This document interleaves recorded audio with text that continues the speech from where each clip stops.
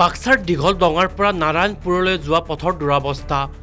বাক্সা জিলাৰ দিহিৰা পৰিষদীয় সমষ্টিৰ অন্তৰ্গত দীঘল ডঙাৰ পৰা নাৰায়ণপুৰলৈ যোৱা পথত বছৰ বছৰ ধৰি এখন পকী দলঙৰ অভাৱত এনেদৰে কান্ধত চাইকেল তুলি বিপদসংকুলভাৱে যাতায়াত কৰি আহিছে স্থানীয় লোকসকলে। এই ৰাস্তাটোৰ কথা বাৰম্বাৰ বিভাগীয় কৰ্তৃপক্ষক দৃষ্টিগোচৰ কৰাৰ পিছতো কোনো ধৰণৰ সুদৃষ্টি পৰাটো পৰিলক্ষিত নহল, যাৰ ফলস্বৰূপে প্ৰতিদিনে বৃহত্তৰ অঞ্চলৰ জনসাধাৰণে জমৰ যাতনাত ভুগি থাকিব লগা হৈছে। আগন্তুক সময়ছোৱাত জনপ্ৰতিনিধিসকলে কেনেধৰণৰ গুৰুত্বপূৰ্ণ ভূমিকা লয় সেয়া পৰৱৰ্তী সময়ছোৱাত লক্ষণীয় হ'ব।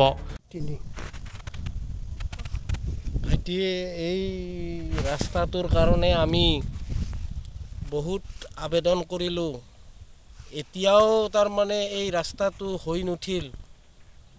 আমি আজি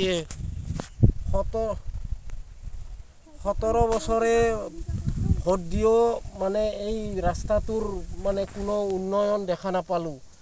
সেয়েহে আমি বিভাগীয় কৰ্তৃপক্ষক আবেদন কৰিব খোজোঁ, এইটো অতি সোনকালে আপোনালোকে দৃষ্টিগোচৰ কৰিব বুলি মই বিভাগীয় কৰ্তৃপক্ষক টানি অনুৰোধ জনাইছোঁ এয়ে ৰাইজৰ হকে। গতিকে ৰাইজৰ হকে যিখিনি মই মানে ক'ব খুজিছোঁ, অতি সোনকালে আমাৰ এই দীঘল ডঙা মানে নাৰায়ণপুৰ সংযুক্ত ৰাস্তাৰ এইটো এটা মানে বৃহৎ দুৰৱস্থাৰ ৰাস্তা।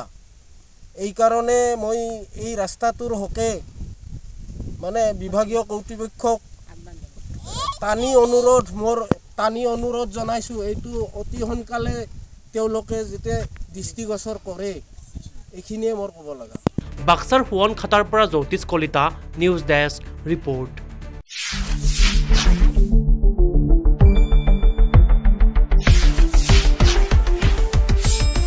শুদ্ধ আৰু বিস্তৃত বাতৰিৰ বাবে চাই থাকক নিউজ ডেস্ক ৰিপৰ্ট।